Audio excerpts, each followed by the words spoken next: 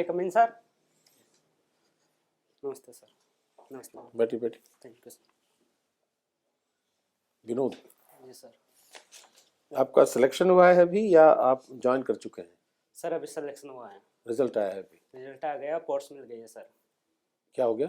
Post मिल गई है। अच्छा, तो यू आर इन एसएसबी? जी सर। अच्छा, अभी पोस्टिंग नहीं हुई, अभी ट्रेनिंग में जाएंगे आप? हाँ, ट्रेनिंग फरवरी से स्टार्ट है सर। अच्छा, इसको भी छोड़ना चाह रहे हैं आप? नहीं सर। तो फिर क्यों आ रहे हैं इधर सिविल सेवा में? सर क्योंकि सर सिविल सेवा में मैं शुरू से तैयारी इसी के लिए कर रहा था, ग्रेजुएशन के बाद से। तो मेरा मतलब सिविल सेवा में आने का उद्देश्य था, तो वो तो बैकअप के लिए सर मैंने जॉब के लिए अप्लाई किया था। अच्छा, तो आप असिस्टेंट कमांडेंट वाले पोजीशन से संतुष्ट नहीं है इसका मतलब ना? नहीं सर, अगर मैं वहाँ जाऊँगा तो मैं उसमें भी अच्छा काम करूँगा, लेकिन सर ये ज़्यादा मुझे बेटर लगती है, इस वजह से सर मैं इसमें आना चाहता हूँ। अच्छा, सेंट्रल आर्म्ड रिजर्व फोर्स जी सर। कहा जाता है इसको, और एक पैरामिलिट्री फोर्स होती है। जी सर। दोनों एक ही हैं? सर इन्हीं को पहले पैरामिलिट्री पोस्ट के नाम से जाना जाता था सर, लेकिन बाद में एक एक्ट के माध्यम से सर इसमें इसका नाम चेंज करके सेंट्रल आर्म पुलिस फोर्स कर दिया गया है सर। अच्छा, एक चीज बताइए, एफडीआई सुना होगा, विदेशी प्रत्यक्ष निवेश? जी सर। सुना है ना? जी सर। उसमें दो रूट है, गवर्नमेंट और ऑटोमेटिक। जी सर। क्या अंतर है दोनों में? सर ऑटोमेटिक रूट को मुंबई रूट के नाम से भी जाना जाता है, जबकि सर गवर्नमेंट रूट को दिल्ली रूट के नाम से भी जाना जाता है। सर जो ऑटोमेटिक रूट हैं उसमें सर गवर्नमेंट की अनुमति लेने की ज़रूरत नहीं होती सर, जबकि जो दिल्ली रूट हैं उसमें सर गवर्नमेंट की अनुमति लेनी होती है सर निवेश तो के। अनुमति, बिना अनुमति के कैसे अलाउ करेंगे उसको? नहीं सर, वो पहले से थोड़ी उसमें थोड़ी वो होती हैं सर, थोड़ी सरल प्रावधान होते हैं उससे रिलेटेड सर, गवर्नमेंट की तरफ से। कुछ क्षेत्र बताइए जहाँ ऑटोमेटिक रूट से एफडीआई होता है भारत में। सॉरी सर, अभी याद नहीं कर पा सब विनोद ने। जी सर।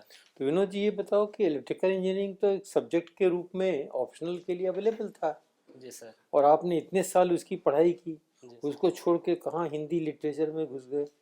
तो कुछ कारण रहा होगा। जी तो सर। पहले तो दो कारण बताइए, एक तो बताइए कि इलेक्ट्रिकल इंजीनियरिंग क्यों नहीं लिया, जी और सर। दूसरा बताइए कि हिंदी लिटरेचर क्यों लिया। जी सर। क्योंकि सर एक मैं हिंदी माध्यम से पढ़ा हुआ हूँ शुरू से, तो मैं उसमें ज़्यादा कंफर्टेबल था। नहीं, पहले मुझे बताइए इलेक्ट्रिकल इंजीनियरिंग क्यों नहीं लिया। जी सर।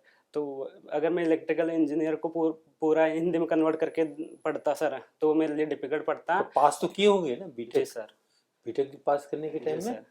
हिंदी में तो नहीं पढ़ा, वो तो अंग्रेजी में पढ़ा था। इंग्लिश में पढ़ा है सर। हाँ, पास भी किया। जी सर।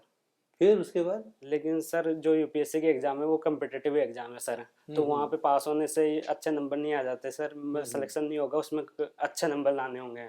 और तो उसके लिए सर मैं अपनी मातृभाषा में ज़्यादा कंफर्टेबल था सर। अच्छा, तो मातृभाषा में इलेक्ट्रिकल इंजीनियरिंग नहीं हो पाती? उस लेवल तक नहीं हो पाती जो सिलेक्शन के लिए सर। अच्छा, तो हिंदी लिटरेचर लिया। हिंदी लिटरेचर क्यों लिया? सर एक तो ये हिंदी में ज़्यादा हिंदी में कंफर्टेबल था, वो रीज़न तो था ही सर। मेन है कि हिंदी का सिलेबस बहुत छोटा है सर, और उसको कम समय में तैयार किया जा सकता है सर। तो उसमें मैं प्रतिस्पर्धी एग्जाम के लिए ज़्यादा बेहतर अंक ला सकता था तो सर। इसमें जो वाद हैं, जैसे भक्ति काल है, क्या क्या रीति काल वगैरह है ना, तो आजकल कौन सा काल चल रहा है उसके हिसाब से हिंदी में? सर अभी का काल का आधुनिक काल है, लेकिन उसमें भी सर हम समकालीन काल बोला जाता है सर, जो अभी चल रहा है। तो समकालीन कोई अच्छे वाले उपन्यासकार का नाम बताइए तो। जैसे सर निर्मला पुतुल है एक, श्रीमती निर्मला पुतुल। उसके अलावा सर एक गंगा साई मीणा है सर। और तो उन्होंने राष्ट्रीय स्तर पर जिनका चुनाव हुआ है या जिनका रिकॉग्निशन हुआ है, किस प्रकार के हैं? सॉरी सर, मैं अभी याद नहीं कर पा रहा। अच्छा, कोई बात नहीं। आपको एसएसबी में आपने बोला मेरा चुनाव हो गया है, इज इट नॉट? जी सर। एसएसबी तो, पर वहाँ एक वरीयता का क्रम पूछा जाता है। सीएपीएफ की परीक्षा में एक वरीयता का क्रम पूछा जाता है। जी सर। उसमें कौन सी पोस्ट आपके लिए, फोर्स आपके वरीयता क्रम में थी? सर मेरी पहली जो वरीयता क्रम था वो सर CISF था, दूसरे नंबर पे SSP था, तीसरे पे ITP भी था। गुड। तो पहली में आप बता रहे हैं कि वरीयता क्रम में CISF था, जी सर। तो CISF को प्रथम वरीयता क्रम में रखने का क्या कारण था? सर जो CISF जो पोर्स हैं वो बाकी पोर्स की अपेक्षा सर लोगों से ज़्यादा कनेक्ट हो पाती है सर। ऐसा है क्या? जी सर। मान लीजिए CRPF हो जी तो सर। वो तो रहती ही है जिले में जा करके, वहीं बैठी रहती है, जी सर। DM साहब के हुक्म से, SP साहब के हुक्म से काम करती है, तो वो नहीं है क्या? सर वो भी हैं लेकिन जो CISF है ना उसमें जो जो जो लाइफ से मतलब जो पर्सनल लाइफ से ज़्यादा बैलेंस कर पाते हैं सर वो फोर्स में। कैसे? फैमिली को साथ में रख सकते हैं। CRPF में कई बार ऐसे मिशन पे जाना पड़ता है जहाँ पे फैमिली को दूर छोड़ के जाना पड़ता है, तो इस वजह से बहुत सारे मतलब फैक्टर देखे, तो उस वजह से सर मेरे को CISF ज़्यादा बेटर लगी सर। लेकिन वो फोर्स मिली नहीं। जी सर। अच्छा, अगर CISF मिल गई होती तो आप सिविल सर्विस ट्राई करते कि नहीं? सर फिर भी सिविल सर्विस ट्राई करता सर मैं। फिर भी ट्राई करते। जी इसमें क्या खूबियां हैं, सिविल सर्विस में क्या खूबियां हैं? सर जो सिविल सर्विस की जो जॉब है वो एक डाइवर्सिफाइड जॉब प्रोफाइल है इसका सर। नहीं नहीं, अभी आप क्या क्या सर्विस है, इंडियन पोस्टल करके एक सर्विस है, ऑडिट अकाउंट सर्विस भी है, उतना तो डाइवर्सिफाइड नहीं है Indian audit and account service. जी सर। आपकी वरीयता में है वो जी सर्विस? सर। तो फिर डाइवर्सिफिकेशन कहाँ है? सर लेकिन फिर भी बाकी मतलब जो और जिस पोस्ट में हूँ उनसे तो ज़्यादा सर डाइवर्सिफिकेशन है सर इनमें। अच्छा ठीक है, धन्यवाद।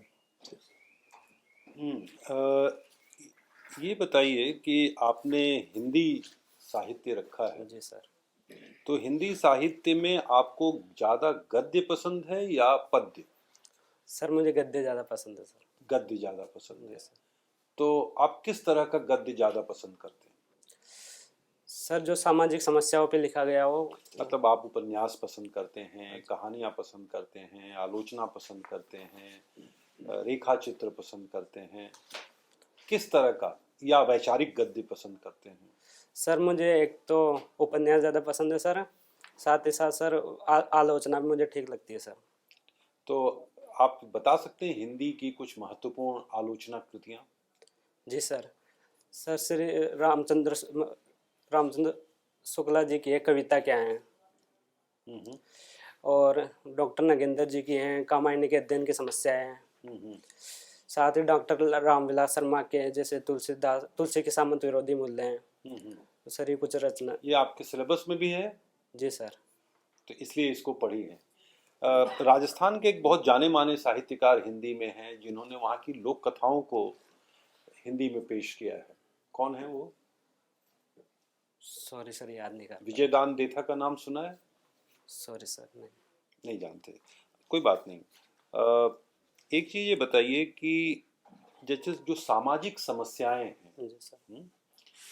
तो सामाजिक समस्याओं या सामाजिक बुराइयों को दूर करने के लिए क्या, क्योंकि उनको दूर नहीं किया जा पा रहा, जैसे राजस्थान में ही बच्चों के विवाह की जो समस्या, बाल विवाह, तो उसको दूर करने के लिए क्या कड़े कानून बनाए जाने चाहिए? नहीं सर, मुझे नहीं लगता कि बहुत ज़्यादा कड़े कानून तो बनाए जाने चाहिए, लेकिन इतने कठोर कानून होने चाहिए कि लोगों को इनके प्रति थोड़ा सा डर तो हो सर। लेकिन सर इससे ज़्यादा थोड़ा डर हो कि डर हो? मतलब बहुत ज़्यादा डर भी नहीं होना चाहिए ऐसा कि मतलब इतने कठोर कानून कर दे कि लोगों को फिर बहुत ज़्यादा कि कानून से डर लगने लग जाए, प्रशासन से डर लगने जाए, पुलिस से डर लगने लग जाए, तो सर इससे समाज में डर का माहौल पैदा होगा सर। तो उतने कठोर कानून नहीं होने चाहिए सर। तो जैसे मान लीजिए कि खाप पंचायतें हैं, खाप पंचायतों के बारे में आपने सुना है? जी सर। तो खाप पंचायतें अपना ही कानून चलाना चाहती हैं सामाजिक विषयों पर, जी सर। तो उन पर क्या खाप पंचायतों को ये करने की इजाज़त होनी चाहिए, या उन पर जो राष्ट्रीय कानून हैं उनको लागू किया जाना चाहिए? सर क्योंकि जो खाप पंचायत हैं वो ऐसा नहीं है कि केवल नकारात्मक कार्य करती है, वो कुछ सकारात्मक कार्य भी करती हैं। तो जो नकारात्मक कार्य हैं उनके ना, तो उनको सर रोका जाना चाहिए कानूनों के माध्यम से, उस पर राष्ट्रीय कानून अप्लाई होना चाहिए। लेकिन जो सकारात्मक कार्य हैं उसमें सर सरकार उनकी मदद भी ले सकती है सर। तो उस हिसाब से खाप पंचायतों को अच्छी दिशा में सर यूज किया जा सकता है सर। मतलब खाप पंचायतों को मान्यता मिलनी चाहिए। सर मान्यता नहीं मिलनी चाहिए, लेकिन क्योंकि अभी खाप पंचायतों का स्तर ऐसा है कि अचानक खत्म नहीं कर सकते हैं, उसमें टाइम लगेगा समाज को। क्योंकि पंचायतें तो पहले से हैं और जी ऊपर सर। से खाप पंचायत है, जी सर। तो उसमें से किसे मान्यता मिलनी चाहिए? सर मान्यता तो सर जो जो ग्राम पंचायत है उन्हीं को मिलनी चाहिए सर। लेकिन सर जैसे छोटे मोटे मुद्दे हो, भूमि विवाद जैसे है ना, जहाँ पे प्रशासन की पहुंच अभी तक नहीं हो पा रही है, तो वहाँ पे सर वो काम कर सकती है, उनको सही राह में मोटिवेट किया जा सकता है सर। और समय के साथ फिर खाप पंचायतों को दूर किया जाना चाहिए सर। खाप पंचायतों को मतलब क्रमिक रूप से दूर किया जाना चाहिए सर। क्रमिक रूप से दूर किया जाना चाहिए। लेकिन अभी फिलहाल मतलब उनको सही दिशा में लाने का प्रयास किया जाना चाहिए। अच्छा अच्छा। ये बताइए कि जो चुनाव सुधार हैं, जी सर। तो चुनाव सुधारों के तहत ये नियम बना कि 2 साल जिसको सजा हो जाएगी, जिस भी सांसद को, उसकी सदस्यता चली जाएगी। जी सर। ये क्या उचित सुधार है ये, या इसको में कुछ बदलाव होना चाहिए? सर जो क्योंकि राजनीति में अपराध का महत्व बढ़ता जा रहा है सर, उसके रिगार्डिंग सर ये प्रावधान ठीक है। लेकिन सर उनको जैसे ये सुधार किया जाना चाहिए कि जैसे सुप्रीम कोर्ट का आदेश भी है कि जैसे वो अगर उन पे कोई कानून चलता है, मतलब कोई अपराध के ऊपर केस चलता है, तो उन पे सर उसी वक्त उनको सर चुनाव लड़ने से वंचित किया जाए, लेकिन उनको सर सुनवाई का मौका दिया जाए, उनके फास्ट ट्रैक के माध्यम से उनकी सुनवाई को तत्काल रूप से किया जाना चाहिए सर। तो हेट स्पीच के बारे में आप जानते हैं? हेट स्पीच जी सर। क्या है hate speech? Sir hate speech sir वे स्पष्ट रूप से परिभाषित तो शायद नहीं है, लेकिन सर आईपीसी में एक प्रावधान है। कौन सा प्रावधान? सर अभी मैं एग्जैक्ट प्रावधान याद नहीं कर पा रहा, लेकिन उसमें एक आ गया है कि किसी भी जाति धर्म आदि पे टिप्पणियां करना जिनसे ज़्यादा हिंसा भड़कने की संभावना है, हिंसा भड़क सकती है, तो इसको सर हेट स्पीच के तहत माना जाता है सर। तो इस आधार पर क्या, चूंकि आप हिंदी साहित्य के विद्यार्थी हैं, तो कबीर ने तो सभी धर्मों का मजाक उड़ाया। जी सर। और उनके मतलब पोंगापथियों का मजाक उड़ाया। जी सर। तो क्या कबीर का भाषण को हम हेट स्पीच मान सकते हैं? सर मेरे हिसाब से तो सर कबीर के उसको हेट स्पीच नहीं मानना चाहिए, क्योंकि उसने सर जो धार्मिक कुरीतियाँ हैं, आडंबर हैं, अंधविश्वास हैं, उन पे सर आघात किया है सर। तो सर जो उस समय जो सामंतवादी मानसिकता थी, तो उसके तहत सर समाज में बहुत सारी बुराइयाँ थी, तो उसमें पहला कदम तो आज अगर कोई ऐसा करे तो उस पर उसको हम हेट स्पीच क्यों मानते हैं? धर्मों में सुधार नहीं होना चाहिए? सर जो धर्म की जो बुराइयाँ हैं उन पे सर कुछ बोलना सर मेरे हिसाब से तो सर हेट स्पीच में नहीं आना चाहिए। सुधार के लिए अगर उनको प्रोत्साहित किया जाता है या उनमें ये किया जाता है तो सर उनकी आलोचना अगर की जाए तो, सर धर्मों की आलोचना अगर की जाए। सर आलोचना के 2 पक्ष होते हैं सर, एक सकारात्मक एक नकारात्मक। अगर गलत तरीके से सर आलोचना की जा रही है तो सही कृत्यों के लिए भी सर तो उसको पर सर कार्रवाई होनी चाहिए। लेकिन अगर धर्म के कुछ ऐसे पक्ष होते हैं जो सकारात्मक होते हैं, अगर उनके बारे में कुछ कहा जा रहा है या अच्छा कहा जा रहा है, तो सर उनको हेट स्पीच के दायरे में नहीं लाना चाहिए सर। विनोद, आपका होम डिस्ट्रिक्ट टोंक है। जी सर। मान लीजिए वहाँ के डिस्ट्रिक्ट मैजिस्ट्रेट आप बन गए, हटाइए ये इंटरव्यू, बन ही गए। हाँ, तो वहाँ निवेश लाने के लिए जी सर आप अपने होम डिस्ट्रिक्ट को किस तरह से प्रदर्शित करेंगे? मान लीजिए आपको ऐड देना है, 1 पेज का न्यूज़पेपर का ऐड देना है। जी सर। उसमें 5 बिंदु गिनाने हैं। जी सर। कि निवेशक इधर उधर नहीं भटके, सीधे टोंक में आकर सारा पैसा जी सर देकर चला जाए। सर क्योंकि निवेश को आकर्षित करने के लिए वैसा एनवायरनमेंट होना जरूरी है सर। और जो टोंक की सबसे बड़ी समस्या है सर, वहाँ पे कनेक्टिविटी का अभाव है सर। जैसे वहाँ पे रेल निवेशक को सबसे पहले समस्या बताएंगे? नहीं सर, भाग जाएगा वो। सर उन पे काम करना चाहूँगा सर, जो समस्याएं बता रहा हूँ उन पे काम करूँगा अच्छा। सर पहले। तो उस हिसाब से सर एनवायरनमेंट तैयार हो गया, जैसे कनेक्टिविटी की समस्या उसको दूर करूँगा सर। ऐसा वहाँ पे ऐसे मतलब जो नहीं, वो मैं नहीं पूछ रहा हूँ कि आप क्या करेंगे। आपको एक टास्क दे दिया गया कि एक इन्वेस्टर समिट आजकल सब लोग करवाते रहते हैं। जी सर। तो आप भी करवा रहे हैं। अब आपको अपने टोंक को जी सर लोगों के समक्ष रखना है, निवेशकों के समक्ष रखना है, ताकि वो वहाँ अपना निवेश डालें, करें? सर उनको सर मैं एक तो सर वार्ताएं बुलाऊंगा सर, वार्ताएं तो, और सर जो वार्ताई क्या होता है? जो मीटिंग बुलाऊंगा सर, अच्छा अच्छा, वार्ता बुलाइए। जो हाँ। निवेशकों की। उसके अतिरिक्त सर मैं एडवर्टाइजमेंट करूंगा कि नहीं, एडवर्टीजमेंट ही करना है जी सर। और 5 बिंदु गिनाना है, उसके 5 बुलेट पॉइंट्स आपको लिखने हैं। कौन कौन से पॉइंट्स? सर क्योंकि एक तो वो लिखूंगा कि सर वहाँ पे टोंक में एग्रीकल्चर ठीक है सर, तो जो कृषि से आधारित उद्योग हैं उन पे के लिए सर कच्चे माल की अवेलेबिलिटी रहेगी। साथ ही सर इलेक्ट्रिसिटी की सुगमता प्रदान करूंगा ताकि जो इंडस्ट्री अच्छा फलीभूत हो सके सर। उसके अलावा सर जो ईज ऑफ डूइंग बिजनेस को बढ़ावा दूंगा सर। साथ ही सर वन क्रिलेंस सेंटर खोलूंगा सर, क्या? जिसमें सर एक ही प्लेटफॉर्म पे सारी समस्याएं निवेशकों अच्छा, की दूर की single जा window, सके, सिंगल अच्छा, विंडो के लिए। हाँ। और सर बाकी सर जो उनको मार्केट से जोड़ने के लिए सर कनेक्टिविटी को बढ़ावा दूंगा, तो वो सर उसका। अच्छा, आप राजस्थान के हैं और राजस्थान में मरुस्थलीय स्थिति अभी भी है या खत्म ही हो गया है? सर जैसा मतलब राजस्थान के बारे में जैसा सोचा जाता है कि लगभग पूरा ही मरुस्थल हो गया सर, वैसा वैसी नहीं। कंडीशन तो नहीं है टोंक सर। क्या मरुस्थलीय इलाका है या? सर जो कि टोंक जो पूरी राजस्थान में पड़ता है सर अलाउरी, तो इधर बारिश अच्छी इधर होती है तो बारिश ठीक ठाक वहाँ पे होती है। मरुस्थल। लेकिन अगर पूरे विश्व के मानचित्र को देखें तो अगर जहाँ जहाँ मरुस्थल अवस्थित है, मैं ड्राई डेजर्ट्स की बात कर रहा हूँ, हॉट डेजर्ट्स की बात कर रहा हूँ, वो अक्सर हाँ आप देखेंगे कि महाद्वीप के पश्चिमी इलाके में। जी सर। हम्म? जी सर। क्यों ऐसा है?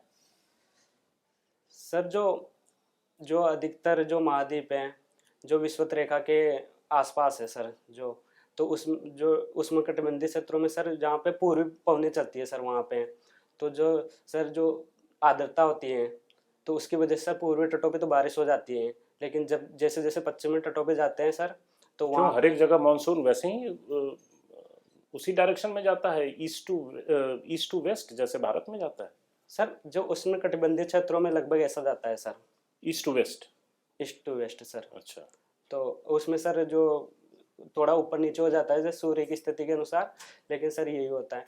बाकी सर उधर जो ठंडी पवनें भी चलती है जो समुद्र तटों की, उसकी वजह से भी सर डिजल्ट होता है। और साथ ही साथ सर शीत मरुस्थल तो सर 2000 ईसा पूर्व के आसपास जी सर। ऐसी मान्यता नहीं, कुछ स्टडीज ऐसा रिवील करती हैं कि in general dry conditions prevail किए थे, खास कर महाद्वीप के पश्चिमी इलाकों में। इसके बारे में कुछ पढ़ा है आपने? सॉरी सर, पढ़ा तो नहीं है सर। अच्छा, अभी जो एनर्जी ट्रांजिशन की बात होती है, जैसे भारत में अभी क्या परसेंटेज है हमारे एनर्जी कंजम्पशन का जो कि हाइड्रोकार्बन से आता है, फॉसिल फ्यूल से आता है? जी सर। कुछ है सर अभी जो सेंट्रल इलेक्ट्रिसिटी अथॉरिटी ने भी डाटा निकाला था सर, उसके अनुसार सर जो टोटल पावर इंस्टॉल कैपेसिटी है भारत की जो 427 गीगावाट के करीब है सर, इसमें सर 56% फॉसिल फ्यूल्स का है। फॉसिल फ्यूल्स का है। तो आप भविष्य में भारत को ऊर्जा के किस साधन पर निर्भर होते देखना चाहते हैं? सर कई ऑप्शंस हैं। जी सर। कौन कौन से ऑप्शंस हैं? जो मैं रिन्यूएबल एनर्जी की तरफ आगे बढ़ूंगा, इसके तरह सर जैसे सोलर एनर्जी हुआ, विंड एनर्जी हुआ। तो भारत के लिए क्या प्रिस्क्राइब करेंगे? भारत को किस दिशा में बढ़ना चाहिए? सर मैं एनर्जी में डाइवर्सिफिकेशन को बढ़ावा दूंगा सर। तो सर जो रिन्यूएबल एनर्जी के जो बहुत सारे स्रोत हैं उनको बढ़ावा दूंगा सर। साथ ही साथ सर क्योंकि भारत में ऊर्जा डिमांड बढ़ने वाली है सर, है ना, तो जो फॉसिल फ्यूल है उसको भी क्रमिक रूप से कम करूंगा, लेकिन एक साथ कम करने की नहीं सोचूंगा सर। तो और बाकी रिन्यूएबल एनर्जी में बहुत सारे स्रोत होते हैं सर। COP28 का नाम सुना है? जी सर। उसके जो निर्णय लिए गए, जी सर, उससे संतुष्ट हैं एक भारतीय होने के नाते? खुश हैं या लगा कि सर जो भारत के निर्णय या सर जो COP28 के टोटल कुल सारे निर्णय के बारे में बात? भारत खुश है COP28 के निर्णयों से? सर भारत ने कुछ प्रावधानों पे आपत्ति दर्ज करवाई है, बाकी सर अधिकांश में हम भी सर ठीक है, एग्री है सर। ठीक। आपने ओपेक का नाम सुना है? OPEC, OPEC। Ocean Pacific economic corridor. Oil producing. जी मैम। हाँ, और एक आजकल एक और बात करते हैं हम लोग, OPEC प्लस। जी मैम। सुना है इनके बारे में? मैम सुना है, लेकिन मैं ये पेट्रोलियम देशों का समूह है मैम, हाँ। जो कच्चे तेल का प्रोडक्शन करती है। लेकिन मैम मैं अभी exact क्यों याद- चर्चे में है? बहुत न्यूज में है OPEC। सॉरी मैम, मैं अच्छा। इसके बारे में जानता ठीक है। आप जैसे भारत सरकार की कौन सी ऐसी पॉलिसी है जो आपको आकर्षित करती है? इतनी सारी पॉलिसीज हैं, उसमें से कोई एक चुन के और उसके बारे में बताइए। मैम, क्योंकि मैं एक किसान परिवार से आता हूँ, इसलिए जो किसानों के लिए जो योजनाएं चल रही है, जैसे PM किसान योजना हुई, PM कृषि सिंचाई योजना हुई सर। PM किसान योजना के बारे में बताइए। सर मैम, PM किसान योजना है, उसमें सर किसानों को 6,000 रुपये वार्षिक तौर पे दिए जाएंगे 3 इंस्टॉलमेंट में सर मैम, 2,000 रुपये की। तो लेकिन मैम इसमें मेरे को एक समस्या नज़र आती है कि ये सभी किसानों के पहले लिए। उसके टर्म्स एंड कंडीशंस बता दीजिए, फिर समस्या बताइएगा। तो मैम ये सभी जो जिनके पास भूमि है उन किसानों को दी जा रही है सर मैम। ठीक है, तो समस्या क्या नजर आ रही है आपको? मैम क्योंकि सभी किसानों को दी जा रही हैं, तो ये टारगेटेड स्कीम के तहत टारगेटेड नहीं है मैम, क्योंकि भारत में 86% लघु सीमांत किसान हैं, जबकि सभी केवल जिनके पास भूमि है उन्हीं को कवर करती है, जो भूमिहीन किसान है उनको कवर नहीं करती मैम। जो कृषि मजदूर हुए हैं उनको। अच्छा, कोविड-19 के बाद भारत कितना तैयार है इस तरह के पेंडेमिक को झेलने के लिए, और क्या क्या कदम उठाए गए हैं? जी मैम क्योंकि जो पेंडेमिक के बाद हमने हेल्थ इंफ्रास्ट्रक्चर पे अच्छा काम किया है मैम। हमारा फार्मास्यूटिकल उद्योग भी ज़्यादा तेज़ गति से बढ़ रहा है मैम। साथ ही सर मैम हम WHO के साथ ज़्यादा कॉन्टेक्ट, मतलब उनकी जो गाइडलाइंस होती है उन पर ध्यान रखते हैं मैम। साथ ही हम वैक्सीन डिप्लोमेसी को अपनाए हैं मैम। तो और क्या नाम था उसका? डिप्लोमेसी का पूरा नाम क्या था? मैम पूरा नाम सॉरी मैम। ठीक है। तो इसके तो हम अब पहले से तैयार है। कोविड-19 के टाइम पे मैम हम तैयार नहीं थे, लेकिन हम उससे बेहतर स्थिति में हैं मैम अभी। अच्छा, अगर मान लीजिए कोविड-19 का नया वेरिएंट हमें अटैक करता है, जी मैम, तो फिर हम कैसे अपने पॉलिसीज को या जो हमारी R&D है उसको कैसे ट्वीक करेंगे, कैसे फिर से फाइन ट्यून करेंगे? मैम क्योंकि हमारे यहाँ पे ओवरऑल जो R&D हैं वो GDP का 0.6% ही है मैम, तो ये बहुत कम है मैम। तो इसको बढ़ाने की ज़रूरत है मैम, और ये सभी क्षेत्रों में बढ़ाना चाहिए। हेल्थ के अलावा भी बाकी सेक्टरों में भी ये बढ़ाना चाहिए मैम। ठीक है। निर्वाचन क्षेत्रों का परिसीमन समझते हैं? जी सर। क्या होता है और कब होगा परिसीमन? सर 2026 में शायद होने की बात है सर, मेरे को इसका ज़्यादा आइडिया नहीं है। ठीक है, ठीक है, ठीक है Vinod, thank you. Thank you sir.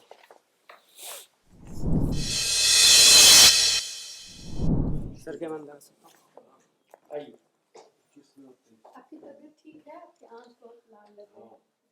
हाँ मैम, कोल्ड हो रखी है थोड़ी, तो उसकी वजह से आंखों में सर पानी आ रहा है, तो थोड़ी रेड हो रखी है। चेहरे से भी काफी 5-6 दिन हो गए सर कोल्ड को, तो उसकी वजह से। हाँ, तो विनोद जी ऐसा है कि जो CAPF का इंटरव्यू दिया आप दे के आए, और उसके पहले भी अगर कोई इंटरव्यू दे, उनसे IAS का इंटरव्यू थोड़ा अलग है। यहाँ पर जो कन्वर्सेशन मोड है वो ज़्यादा इम्पोर्टेंट है बजाय क्वेश्चन आंसर मोड के। तो थोड़ा सा पार्टिसिपेटिव रहिए, ये नहीं कि एक सवाल दागा गया तो दाग के बाद में उत्तर उसका ठक करके निकला। एक कन्वर्सेशन मोड में रहेगा। ध्यान रखिएगा कि आप एक भावी अफसर हैं और उस हिसाब से बात करेंगे। थोड़ा सा मोड थोड़ा सा चेंज करिएगा। तो इंथुजियाज्म जो है ज़्यादा होना चाहिए, और कोशिश करिएगा कि चेयरफुल ज़्यादा न चलाएं, पर नेचुरल भी होना होगा। ठीक है। और विशेष बात जो कहनी है वो ये है कि सवाल को अच्छे से सुनेंगे। अगर सवाल को नहीं सुनेंगे तो उत्तर देने में, उत्तर का जो कंपोजिशन है करने में प्रॉब्लम आएगी। जैसे बड़ा क्लियर पूछा था कि विज्ञापन में मैं क्या क्या 5 बिंदुओं का वर्णन करूंगा, ठीक है ना। विज्ञापन की बात थी और 5 बिंदु की बात थी। उसमें मैं जिले में क्या काम करूंगा वो वर्णन नहीं था। मुझे तो बस 5 बिंदु चाहिए, वो जो मैं विज्ञापन में लिख के कल सुबह डाल दूं, है कि नहीं? तो सोच के ही उत्तर देना होगा। तो ये एक आवश्यक चीज़ है कि सवाल को सोचिएगा। 2 चीज़ जो कि नहीं पूछी थी लेकिन आपके लिए इम्पोर्टेंट है, आप पढ़ के रखिएगा। पूछा भी जा रहा है। एक तो लिथियम के बारे में पूछा जा रहा है, वो इसलिए कि आप किसी टाइम में इलेक्ट्रिकल इंजीनियरिंग पढ़ा था, जी सर। है कि नहीं? तो इसलिए लिथियम के बारे में थोड़ा पढ़ लीजिएगा। इसके बारे में कई जानकारियां हैं जी सर। कि हम लिथियम पर ही केंद्रित क्यों कर रहे हैं। अभी तक तो दूसरी चीज़ों से बैटरी बन रही थी, लिथियम क्यों पकड़ रहे हैं, हमारे देश में कहाँ मिल रही है, क्या क्या समस्याएं हैं इसकी प्रोसेसिंग में, हैं, और दूसरे देशों से कौन प्रोड्यूस कर रहा है, किसका प्रभुत्व है इस पर, और हम किसी से समझौता कर रहे हैं तो किससे। ये सब चीज़ लिथियम के बारे में जान लीजिए। और मैं लोगों से ये भी पूछता हूँ कि लिथियम जो है वो लोग बोलते बड़ा हल्का है, तो अगर 2 व्यक्तियों में वाद विवाद हो जाए कि कितना हल्का है, तो आप एज ए साइंटिस्ट आप कैसे बता सकेंगे कि बहुत ही हल्का है? जी सर। हैं, यानी लोहे से हल्का है ना लोहे से भारी है, जी सर। मोटा हिसाब, ठीक है ना? और एक पुलिस रिफॉर्म्स के बारे में पढ़िएगा। उसका कारण क्या है कि आप सीएपीएफ में ऑलरेडी सेलेक्ट होके एसएसबी में आपका नाम आ ही गया है, जी सर। तो ऐसा हो सकता है। और आपकी जो चॉइस है उसमें पुलिस जो है वो 2 नंबर पर है, जी सर। तो इसलिए हो सकता है पुलिस रिफॉर्म्स के बारे में आपको आपकी दिलचस्पी की वजह से लोग पूछें कि भाई आप जानते भी ना, ऐसे ही दिलचस्पी की ऐसे ही डाल दिया है सेकंड पोजीशन पे, ठीक है ना? हाँ, ये 2 चीज़ पे ध्यान रखिएगा सर। सर मैं इस आंसर मैडम और सर संख्या जो जितनी बार बोलते हो ना वो थोड़ा कम करना है। और एंट्री के समय में भी लग रहा था वो ठीक है, बाद में मैंने देखा सीआरपीएफ वगैरह, तो वो उस मोड में था, मैं कम इन सर, एकदम वो वैसा, हाँ थोड़ा सा सॉफ्ट रखना है, ठीक है, वो कम्युनिकेशन थोड़ा सॉफ्ट रखना है। ओपन एंडेड क्वेश्चन में थोड़ा सा आप अपनी विधा या जो भी आपका हाई पॉइंट्स है वो दिखाइए, यस नो कर फुल स्टॉप मत हो जाइए। ओपन एंडेड क्वेश्चन में जैसे एनर्जी ट्रांजिशन के ऊपर में एक इलेक्ट्रिकल इंजीनियर आप बाय ट्रेनिंग है, तो उसमें बहुत कुछ बोल सकते थे, लेकिन आपने थोड़ा हाँ मितभाषी हो गए आप। कुछ सवाल पूछे, कुछ याद, अब कुछ कहने वाले थे आप? जी सर वही कि जैसे मैं पोर्ट्स में अभी सिलेक्ट हो गया, तो इसमें क्यों आना चाहते हैं, उसका सर क्यों आंसर साइड दिया है या उस पर कोई और ज़्यादा काम करना नहीं, करीब करीब ठीक है, ठीक है, ऐसा चिंता नहीं करिए। सिंपल सी बात है कि कैरियर एक इम्पॉर्टेंट चीज़ है, जी तो जो बेहतर कैरियर है उसके लिए सभी स्ट्राइव करते हैं, तो मैं भी करता हूँ। वो ओपन ऑनेस्ट बात है, ठीक है। एक ये इशू है। दूसरा ये है कि फोर्सेस में जब आप रहते हैं तो आपको फोर्सेस के दाएं बाएं काम करने का मौका नहीं रहता है, और अगर आप सर्विसेज में आते हैं, किसी भी सर्विस में जाएंगे, तो आपको जो काम करने का जो दायरा है वो बहुत बड़ा हो जाता है। तो हम बड़े दायरे की बात करते हैं, और अगर हम कुछ करना भी चाहते हैं देश के लिए तो एक वाइडर प्लेटफॉर्म मिलता है, और एक लीवरेज ज़्यादा है। लीवरेज क्या चीज़ होती है कि आप एक आदेश करते हैं, एक पॉलिसी बनाते हैं, तो उसको इम्प्लीमेंट करने वाले सैकड़ों हजारों पड़े हुए हैं। केरल कैडर का एक डॉक्टर आकर के आयुष स्कीम में काम किया, देश में आयुष स्कीम आई और उसका लाखों लोगों का, करोड़ों लोगों का भला हुआ। मनरेगा स्कीम भी लागू करने वाला एक आईएएस अफसर ही था जिसके दिमाग में बात उठी, तो किसी ने सोचा और इम्प्लीमेंट करने का एक तरीका ढूंढा, तो लीवरेज बहुत ज़्यादा है। तो हम एक ऐसी सर्विस में जाना चाहते हैं जहाँ पर लीवरेज ज़्यादा है, ठीक है। तो हमको काम करने का जो मौका है वो बड़े क्षेत्र में आता है, तो इसमें कोई बुरी बात नहीं है। ओके, और कुछ? Thank you sir. All the best. Thank you sir.